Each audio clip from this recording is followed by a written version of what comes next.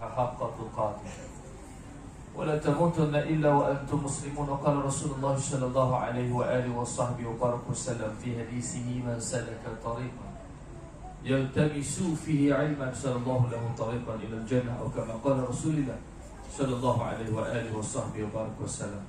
Alhamdulillah, pertama dan selamat, bila sama-sama kita merafakkan setinggi-tinggi kesyukuran kepada Allah SWT atas nikmat kehidupan yang berterusan hingga saat ini, ditambah dengan keberadaan kita di dalam Sya'ban yang tinggal hanya beberapa hari lagi kita nak menuju Ramadan Allah Subhanahu Wa Taala.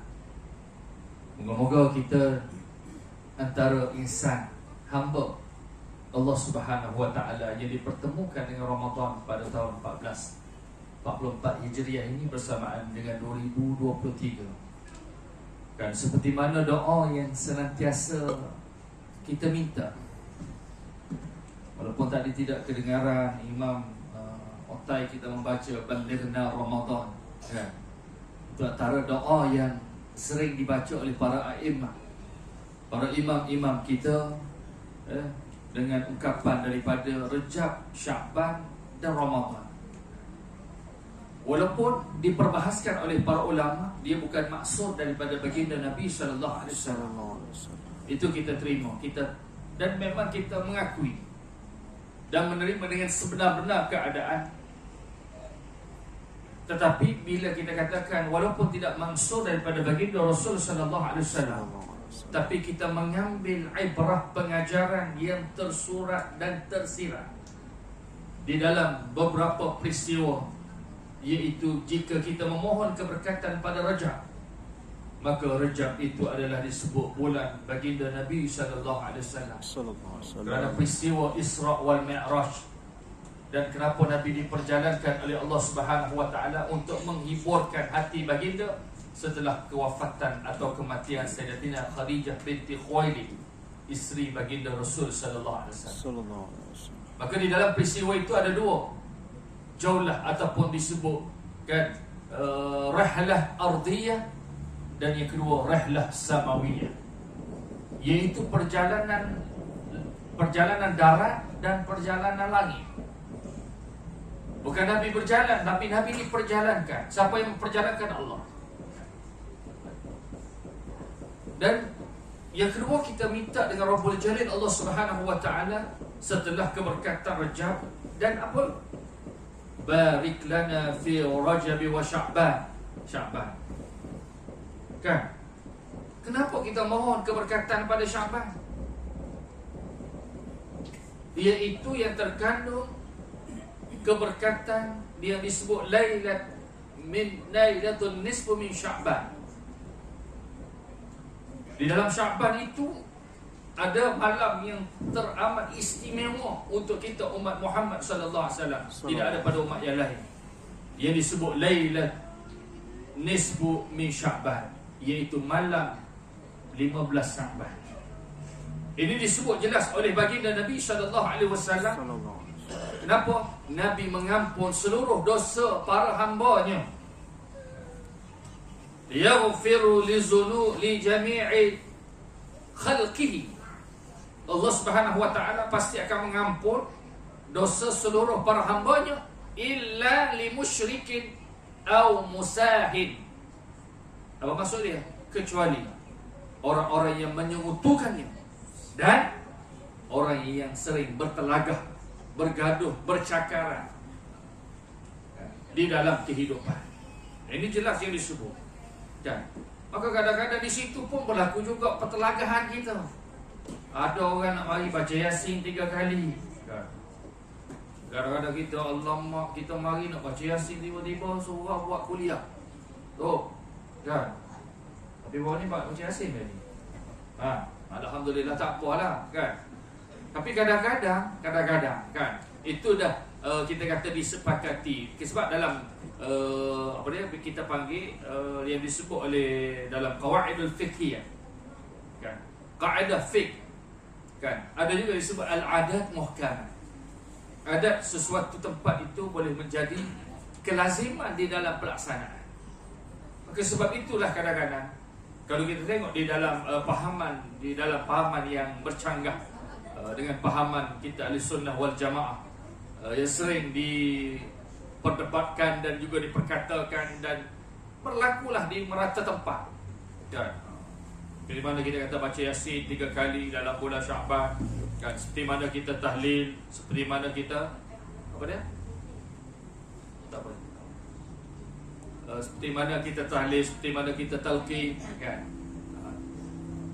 Itu menjadi perdebatan di kalangan masyarakat kan.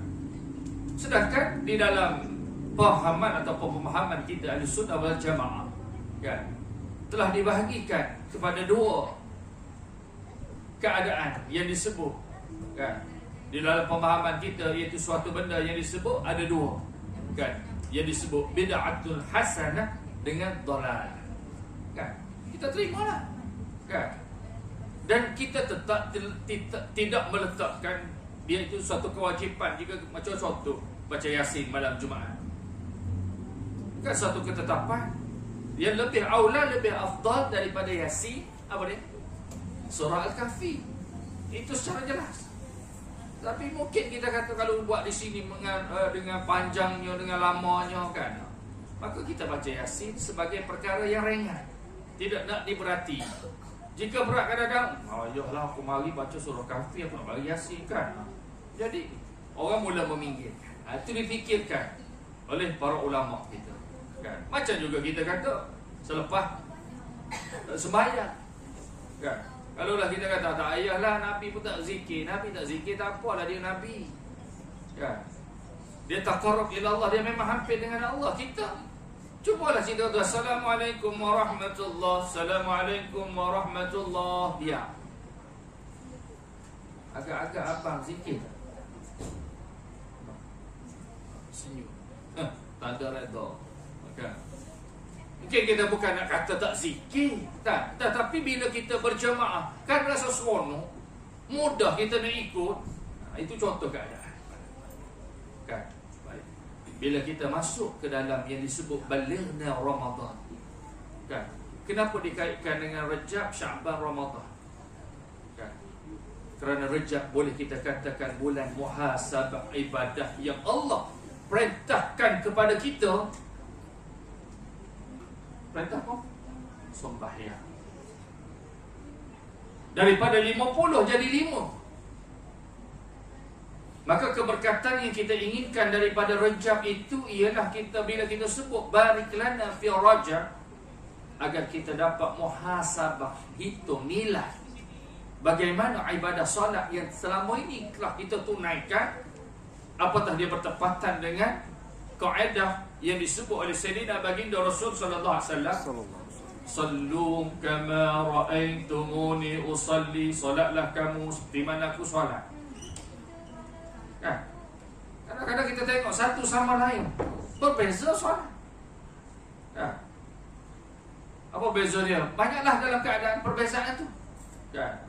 Kadang-kadang kita ialah ada orang tu ialah ya macam mana kita berdiri kan, kadang-kadang dia lenggak-lengguk kan.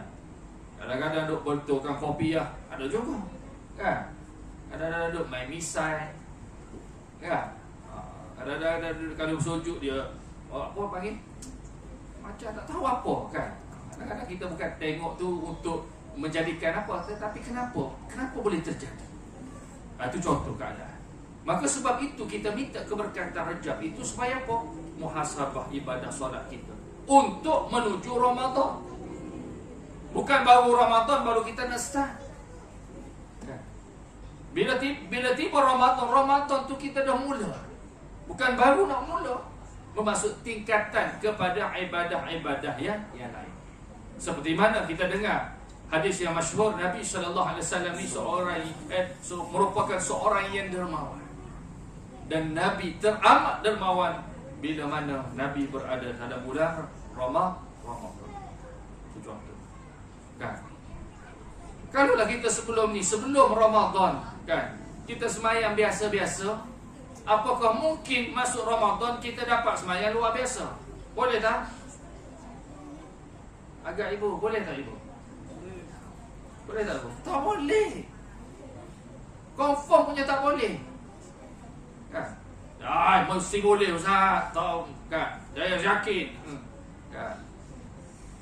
Sebab ibadah yang menjadi kelaziman yang disebutkan. Kenapa? Bagaimana yang disebut oleh Sayyidina Baginda Nabi SAW, lakukanlah ibadah dalam diri dan kehidupan kita sekalipun sedikit. Apa maksud sedikit itu? Ialah sedikit, jangan dia selama mana itu berada dalam keadaan yang sedikit, tapi mesti ada peningkatan. Kerana apa? Kerana kita merujuk kepada diri kita, insan yang nak menjadi muttaqin terhadap Allah Subhanahu wa taala. Bagaimana jalan sebagai seorang yang bertakwa kepada Allah Subhanahu wa taala. Maka Allah Subhanahu wa taala telah menggarapkan di dalam diri manusia. Ya. Untuk mencapai muttaqin terhadap Allah Subhanahu wa taala, mestilah bidayah dia sebagai seorang muslim. Inilah mudah. Apakah seorang yang ghairu muslim dia akan mendapat muttaqin di sisi Allah? Confirm tak? La budda abadan selamanya dia tidak akan mencapai maka takwa kepada Allah. Kan? Dan nak mencapai takwa mestilah bidayah sebagai seorang yang muslim. Apa maksud muslim? Ialah seorang yang sentiasa tunduk, patuh, taat kepada Allah Subhanahu wa taala melalui pesuruh Allah Subhanahu wa taala, iaitu Sayyidina Baginda Rasul sallallahu alaihi wasallam. Kan? Dan tanda ke orang sebagai seorang Islam dan mengamalkan amalan-amalan Islam, barulah dia naik pada tingkatan mukmin. Kan? Iaitu menerima Islam secara menyeluruh dan menerima rukun iman yang 6 terhadap Allah, malaikat, Rasul, kitab, hari akhirat. Apa lagi? Qada dan qadar Allah Subhanahu wa taala yang disebut khair atau syar, baik ataupun sebalik. Dan dibahaskan pula oleh para ulama apa itu mukmin, orang yang beriman. Bagaimana ciri manusia beriman? Kerana apa? Kerana iman ini terkait dengan Ramadan. Iman ini terkait rapat dengan Ramadan. Hadis bidayah senantiasa kita dengar. Bila tiba saja Ramadan, man shama Ramadana imanan, barang siapa yang berpuasa Ramadan dengan penuh keimanan, wahtisaban, dengan penuh pengharapan, maka Nabi letak syarat untuk kita mendapat keampunan di sisi Allah, ialah iman dengan penuh pengharapan. Maka dikaitkan pertama iman. Maka benar di dalam tadi arkan iman, rukun iman. Maka apa yang disebut iman dalam konsep kehidupan kita?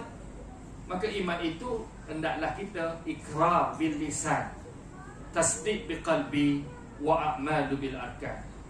Takrif iman ialah menyebut sesuatu dengan lidah, membenarkan sebutan itu di hati sanubari kita manusia, dan mengamalkan dengan rukun-rukunnya. Yang kita dah sebut Allahu Akbar, Allah Maha Besar. Bagaimana nak meletakkan besarnya Allah Subhanahu wa taala? Kita ni terdil, maka segala sesuatu kita minta dengan Allah, bukan dengan manusia. Kan? Ud'uni astajib lakum, mintalah dengan aku dan saya akan kabulkan. Kan? Sejauh mana keimanan kita terhadap Allah atas permintaan kita, minta. Kan? Kita pun rasa banyak kali kan, lama dah minta tapi Allah tak pernah beri. Contoh kita rasa, kenapa Allah tak beri pada kita? Pernah kita huraikan, pernah kita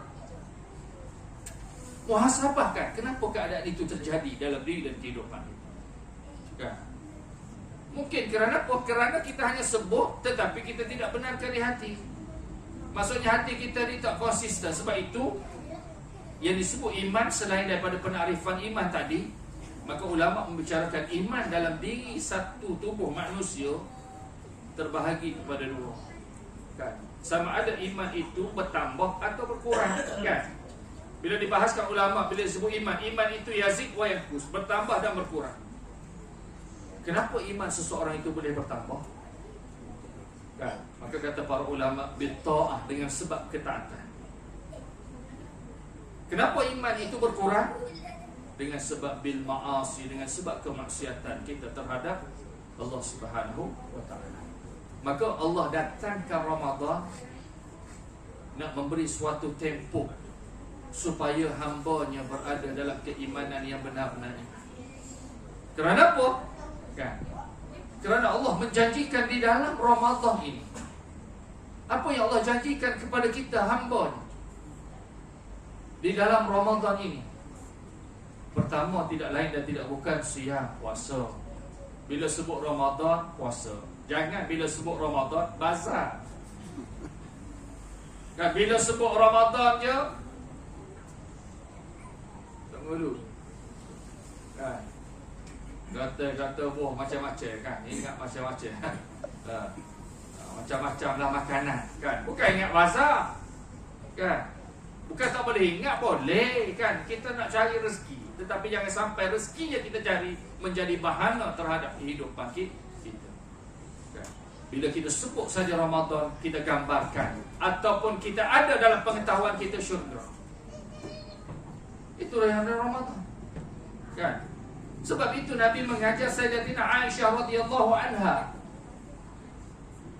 bila tiba saja Ramadan, mohonlah kehadrat Allah, mintalah dengan Allah. Apa dia?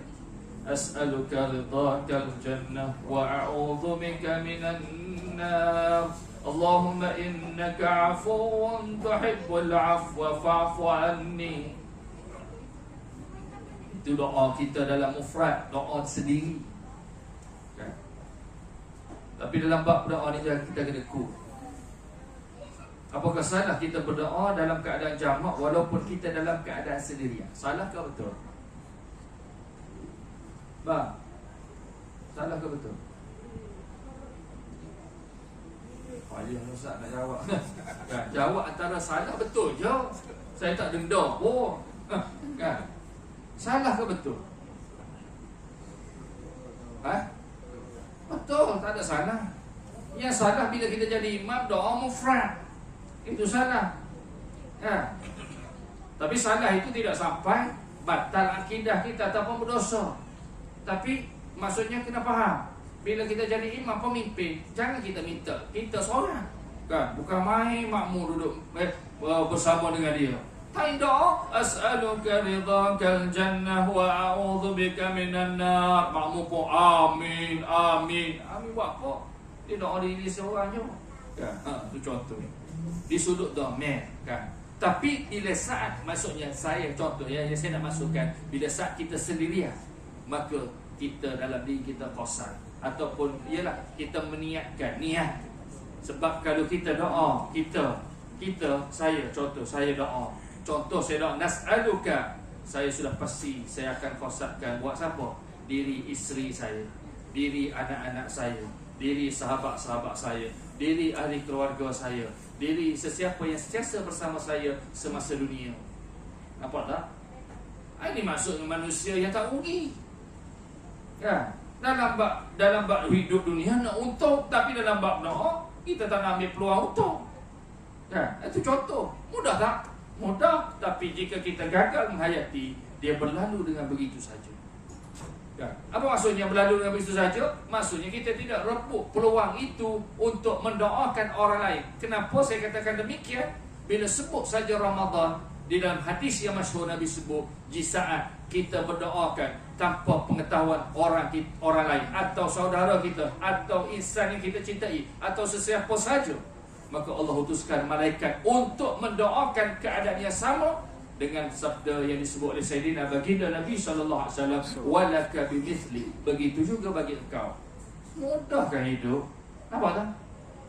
Apa kita nak geluh besar? Itu contoh. Maka kita akan dapat atas apa yang kita minta. Sama ada cepat atau lambat, bukan kerja kita. Kerja kita minta. Jangan rasa jemu, jangan rasa letih. Tapi janganlah kita memaksa, ya Allah, cepat ya Allah, cepat ya Allah, ya Allah cepat. Itu bukan hak kita. Kan? Tengok dalam bab doa juga kena ada adab-adab dia. Lepas tu selalu saya tekankan, terutama bila kita nak berdoa di dalam tarawih nanti, selalu saya tekankan, jangan lupa adab kita berdoa. Sama ada Bilal berdoa atau imam yang memimpin tarawih berdoa, jangan lupa adab dengan Allah. Jangan kita kurang hajar dengan Allah. Apa maksud kurang hajar? Terus je nas'aluka ridhakal jannah. Sebab adab kita berdoa dengan Allah, pertama mesti kita mengucapkan apa dia? Tahmid ataupun alhamdulillahirabbil alamin. Pendek jelah alhamdulillahirabbil alamin wassalatu wassalamu ala asyrafil anbiya'i wal mursalin wa ala alihi washabbihi ajma'in. Nas'aluka ridhakal jannah wa na'udzubika minan nar. Allahumma innaka 'afuwwun tuhibbul 'afwa fa'fu 'anni birahmatika ya arhamar rahimin. Wa sallallahu ala sayyidina Muhammad walhamdulillahirabbil alamin. Lama ke? Sampai ke seminit? Tak sampai pun. Kalau tak sampai seminit mungkin 60 saat. Minit juga tu. Kan nampak lama nak fikirkan tu apa. Saya corona sikit pun dah lapar. Kan?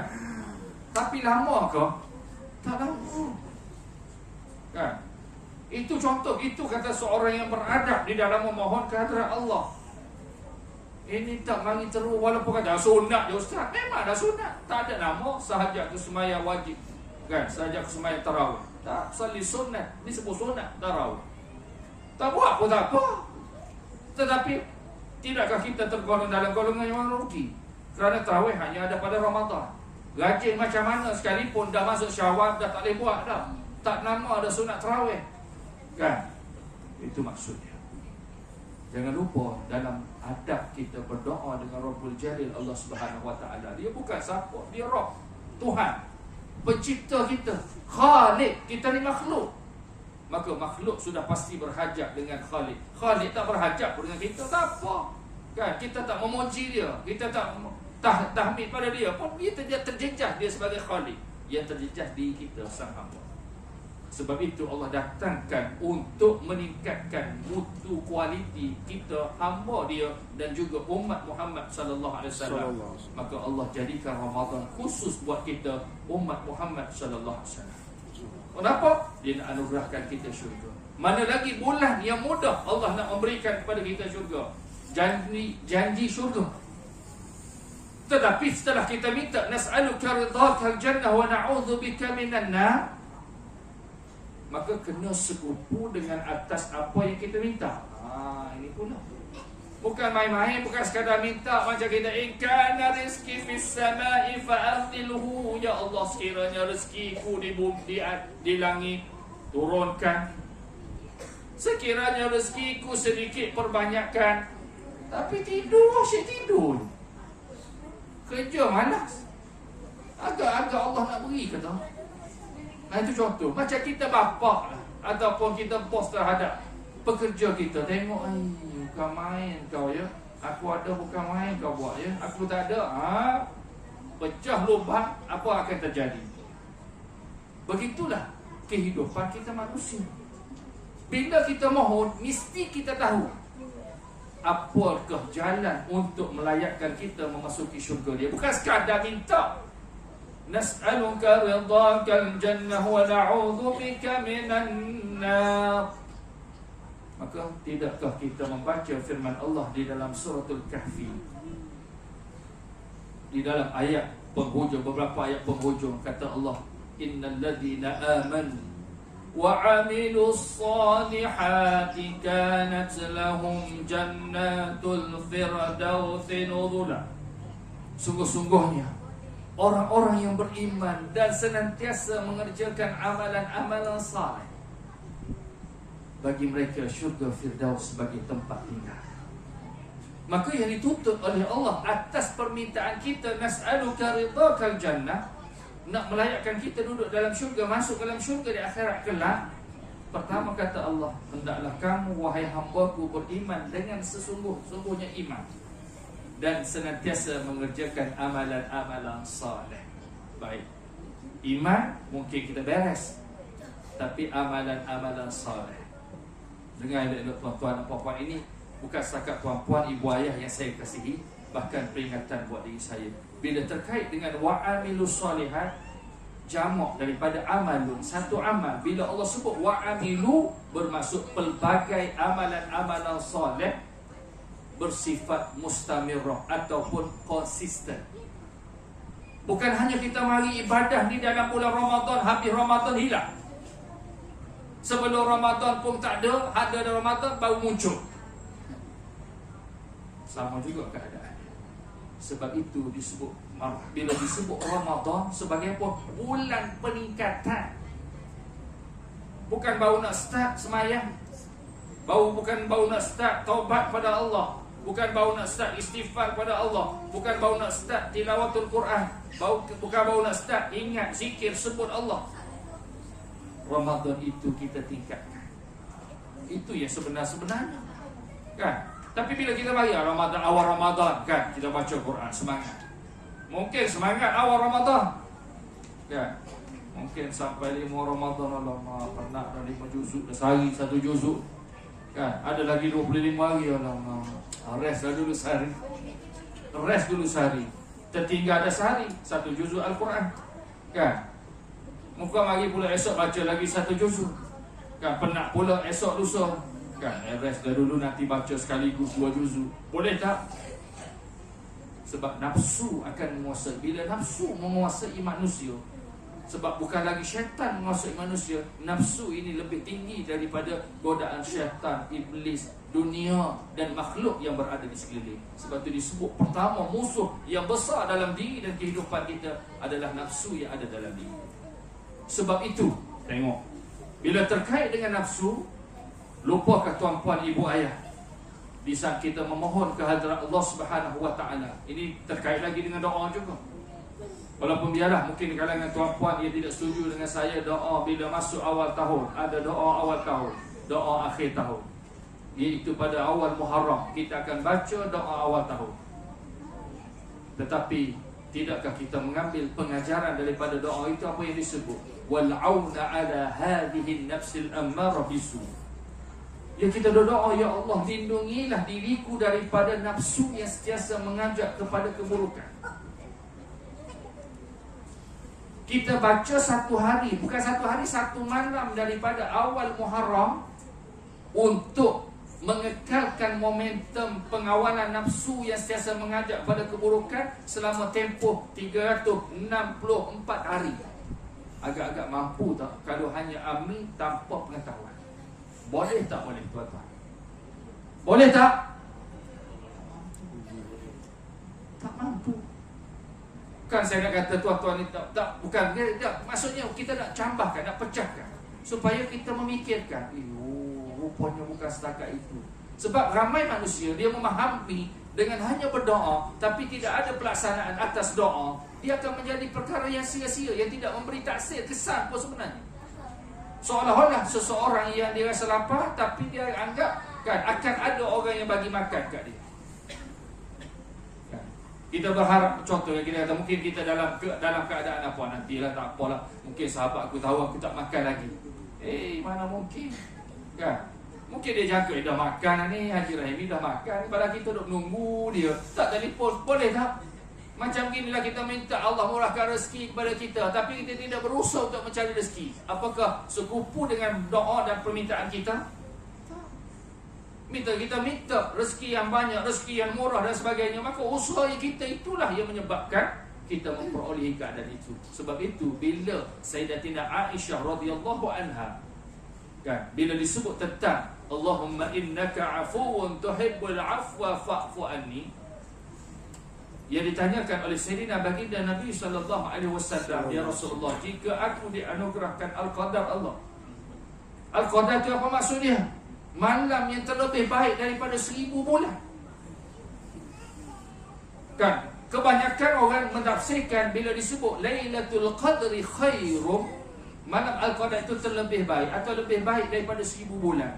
Dia umpamakan 1000 bulan ini umpama dengan tahun 83 tahun. Ada sebut 84 tahun. Tapi saya bukan keadaan begitu, kan? Tetapi itu basicnya, supaya kita banyak. Tapi saya memahami dia lebih khairun bila disebut Lailatul Qadri khairun, malam Al-Qadar terlebih baik daripada 1000 bulan. Maksud tu basic ukuran dia di 1000. Mungkin boleh jadi 2000, mungkin boleh jadi 3000. Ini terhadap siapa? Sebab itu Nabi sebut dalam hadis kursinya, bila Allah menyatakan illa sawm li wa ana ajzibi, lain-lain semua itu ada dah darajat-darajat dia. Sembahyang kita tahu, bila sembahyang berjemaah Nabi sebut salatul jamaah tafaddal min salatul fazl bi 27 darajah. Sembahyang berjemaah itu doa apa? Doa makan. Doa makan. Doa makan. Kau ingat makan je. Siapa ingat? Berhenti kat mana tadi? Doa ke apa tadi? Kena Eh? tengok video balik. Siapa ingat? Tunggu dulu. Apa? Tak ingat? Apa dah tadi saya pun dah lupa dah tengok temen tadi. Nak kena tengok video. Baca WhatsApp. Apa apa betul. Terima kasih. Kan? Kalau aku dah sama sebut, contoh ni sebut kata, bukan contoh lah kan, kalau lah umatku tahu apa yang ada pada Ramadan, nescaya dia mengharapkan sepanjang tahun tu Ramadan. Kerana apa? Pertama disebut ad-da'wat mustajabah. Betul lah, doa itu istijabah, bukan doa makan. Doa, dia termasuk juga doa makan juga, betul itu juga kan. Nanti bukan makan, kita baca lah doa tu kan. Doa, ad-da'wat maksudnya doa-doa. Mintalah apa-apa yang kita nak minta kan? Dengan Rabbul Jalil Allah SWT. Kerana apa? Mudah diterima. Kenapa mudah diterima? Kerana hati kita dalam keadaan yang kita puas itu kerana Allah. Yang kedua disebut oleh para ulama ialah al-dhunub maghfurah, yakni dosa-dosa kita itu diampunkan oleh Allah. Kan disebut tadi ghufira lahu ma taqaddama min dhanbi. Nescaya Allah akan ampunkan dosa-dosa dia. Itu jaminan, janji Allah. Innahu la yukhliful mi'ad. Kan Allah tidak pernah memungkiri janji dia. Itu yang maksudnya dosa. Kan dia bukan setakat bulan Ramadan kita tahu ghufira lahu ma taqaddama min dhanbi, tetapi ada di dalam Ramadan, iaitu pada malam Lailatul Qadar, di mana doa yang telah saya baca juga, kita baca sentiasa baca, Allahumma innaka afuwun tuhibbul afwa fa'fu anni. Kan? Cuba tuan-tuan balik nanti kan. Macam study sikit. Kalau saya bagi semua dia rasa macam mudah, lepas tu kita abaikan. Cuba kita tengok, buat research. Kan, research tanya para asatizah kita ke yang bagi kuliah dan sebagainya. Kan, kenapa Nabi tidak menyuruh dan menggalakkan Sayyidatina Aisyah minta keampunan, tapi sebaliknya mintalah kemaafan. Sebab kalau tuan-tuan tengok di dalam Asmaul Husna, nama-nama Allah, pasti ada Allah bersifat dengan pengampun, Allah bersifat dengan pemaaf. Cuba tengok balik nanti.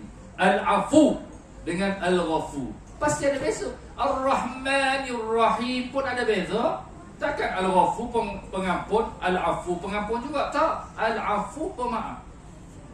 Apa beza antara pengampun dan pemaaf? Ya ada search, saya tengok tu akak tu dah suruh cari dalam internet tu. Dah Google tu. Dah Google kan.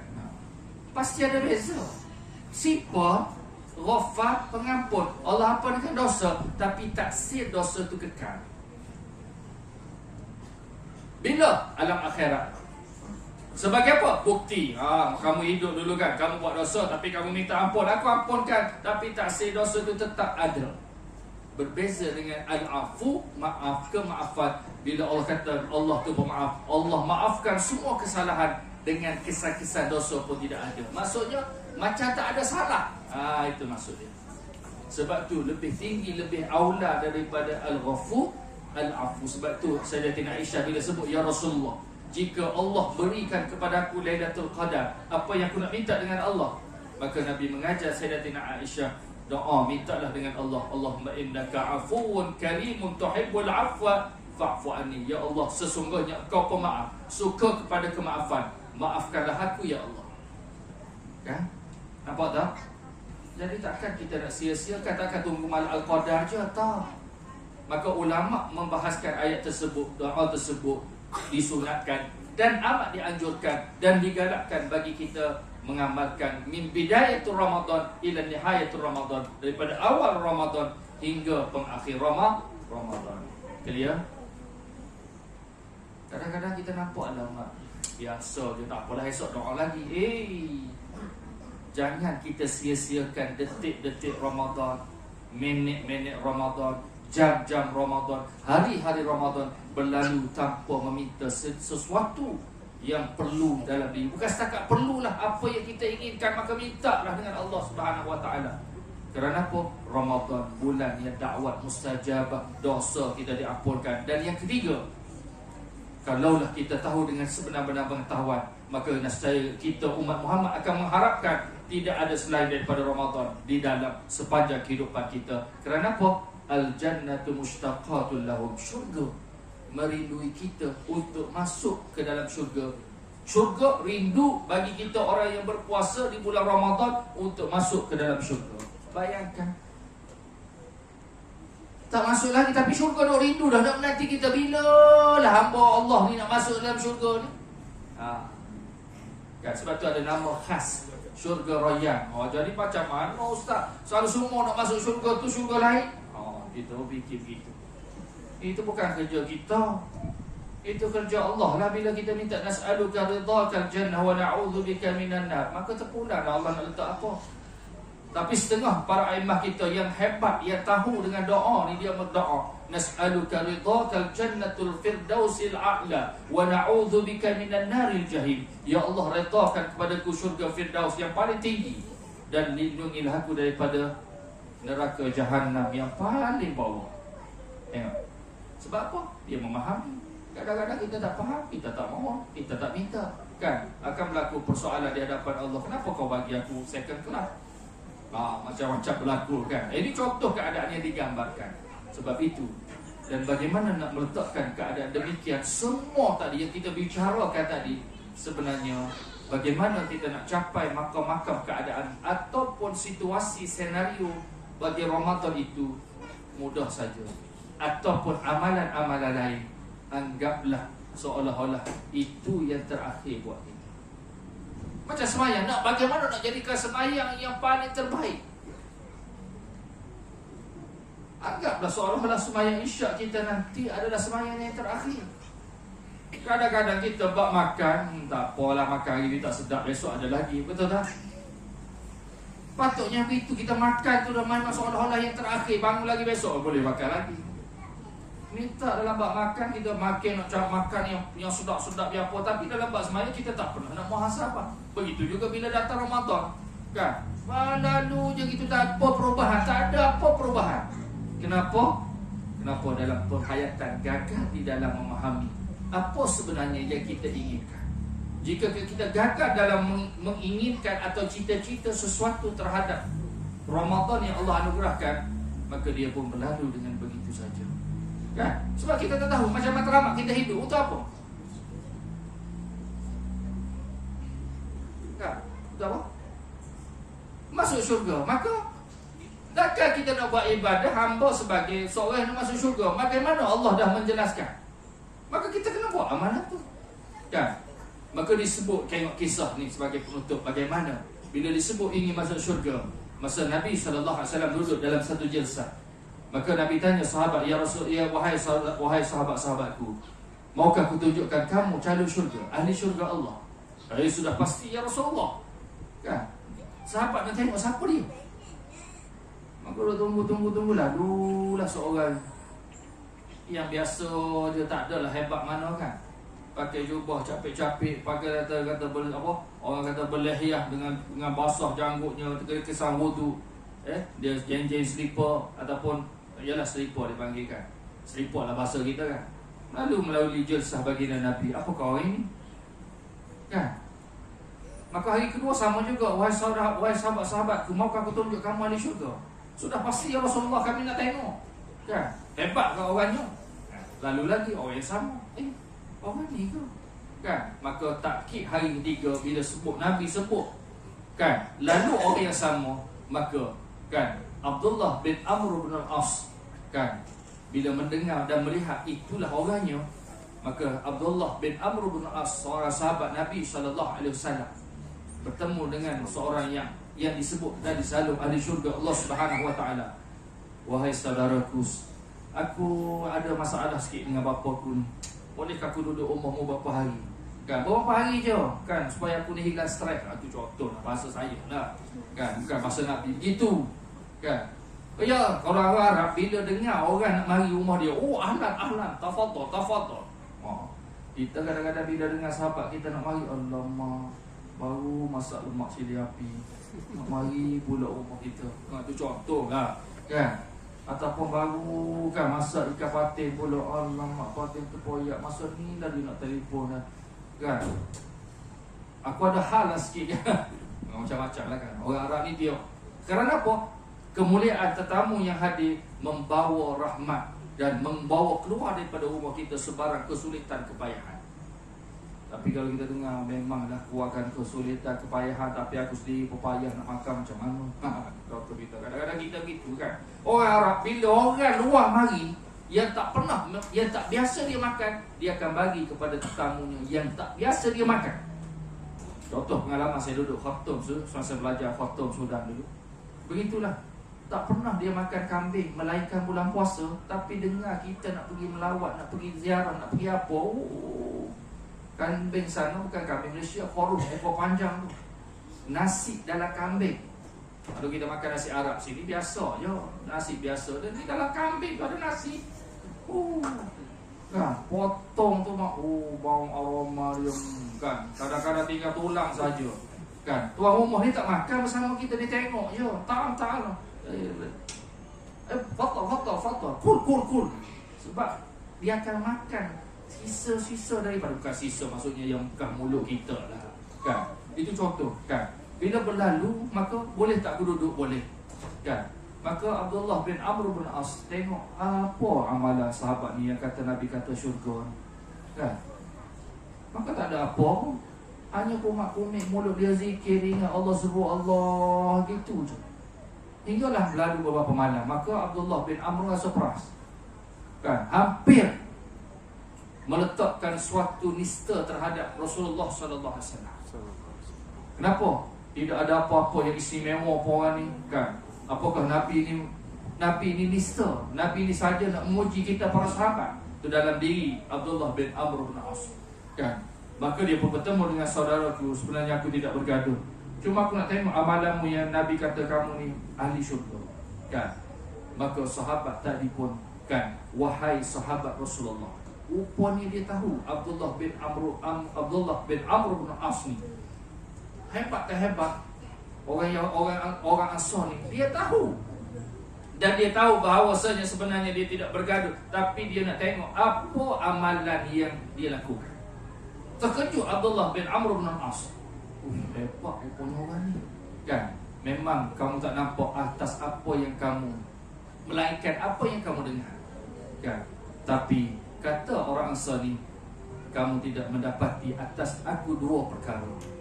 Dia kata, bila nak berlalu je Abdullah bin Amr bin As ni, kata hampir kecewa. Kan, tidak ada apa yang istimewa tetapi disebut oleh Rasulullah ahli syurga.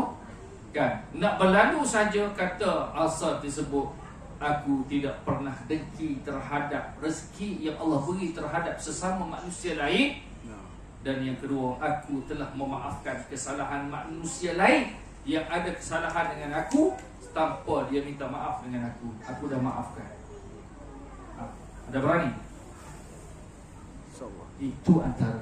Kadang-kadang kita kan, nak masuk Ramadan lagi pun belum masuk Ramadan pun, baru nak masuk pun kadang-kadang kita tidak ada percakaran, pertengkaran. Sedangkan inilah yang menjadi penghalang kepada perkara-perkara yang bakal kita perolehi bila tiba saja Ramadan. Jadi kita muhasabah, kita hitung diri, kita nilai diri, supaya jangan kita menjadi seperti mana yang didoakan oleh Sayyidina Jibril ketika Nabi nak naik mimbar, bu'ida man adraka Ramadan falan yughfar lah. Celakalah orang yang dah terhidar Ramadan tapi tetap tidak diampun dosa oleh Allah Subhanahu wa taala. Wal iazubillah. Maka bagaimana syarat keampunan di sisi Allah banyak dibicarakan di dalam firman Allah, banyak dibicarakan oleh Sayyidina Baginda Rasul sallallahu alaihi wasallam. Maka sama-sama kita rujuk, sama-sama kita muhasabah agar kita tidak menjadi insan ataupun hamba Allah umat Muhammad yang bila kita dapat Ramadan tetapi kita tidak tergolong di dalam golongan orang-orang yang disebut keampunan, ahli syurga, bebas daripada neraka. Apalagi yang disebut kemaafan di sisi Allah, Lailatul Qadar, dengan asbab kelalaian, kenekaan kita daripada memahami aspek-aspek yang telah kita sebut Moga dia menjadi ibrah pengajaran yang terbaik. Semoga 1444 Hijriah Ramadan yang bakal menjelang tiba, Ramadan yang terbaik buat kita semua insya-Allah. Moga-moga sedikit perkongsian pada malam ini menjadi satu natijah kebaikan yang banyak, terutama buat diri saya lemah lagi peringatan, dan juga pada tuan-puan, ibu ayah, anak-anak yang saya kasihi. Moga-moga mendapat rahmat, keberkatan dan juga inayah Allah Subhanahu wa taala, petunjuk agar kita dapat sama-sama menjalani ibadah Ramadan bagi tahun 2023 bersama 1444 Hijriah ini, Ramadan yang terbaik buat kita insya-Allah. Teruslah kita berdoa kepada Allah, teruslah kita perbaiki diri kita agar menjadi insan yang benar-benar bersedia untuk untuk berada dan bersama-sama dengan Ramadan. Moga-moga insya-Allah kita tergolong dalam keadaan yang demikian. Yang baik itu semua datang daripada Allah, yang lemah atas kelemahan di saya. Qul qauli hadza wa astaghfirullah. Sekian. Wabillahi taufiq wal hidayah. Assalamualaikum warahmatullahi taala wabarakatuh. Bismillahirrahmanirrahim. Alhamdulillahirabbil alamin. Wassalatu wassalamu ala asyrafil anbiya'i wal mursalin wa ala alihi wa sahbihi ajma'in. Allahumma inna nas'aluka salamatan fid din wa afiyatan fil jasad wa ziyadatan fil 'ilm wa barakatan fil rizq wa tawbatan qabla al-maut wa rahmatan 'inda al-maut wa maghfiratan ba'da al-maut. Allahumma hawwin 'alaina fi sakaratil maut wan najata minan nar wal 'afwa 'inda al-hisab. Allahumma la tada' lana fi maqamina hadha dhanban illa ghafarta wa la daynan illa atayta wa la dhalan illa hadayta wa la 'ayban illa satarta wa la maridan illa shafaita wa la jahilan illa 'allamta wa la musafiran illa wasalta wa la imtihanan illa najahta wa la maytan illa rahimta wa la faqiran illa aghnayta wa la hajatan min hawaij ad-dunya wal akhirah إلا قضيتها ويسرتها برحمتك يا أرحم الراحمين. اللهم بارك لنا في رجب وشعبان وبلغنا رمضان ووفقنا واهدنا بصلاته وقيامه وتلاوة القرآن. ربنا عليك توكلنا وإليك أنبنا وإليك المصير. اللهم إنا نسألك علما نافعا ورزقا طيبا وعملا متقبلا.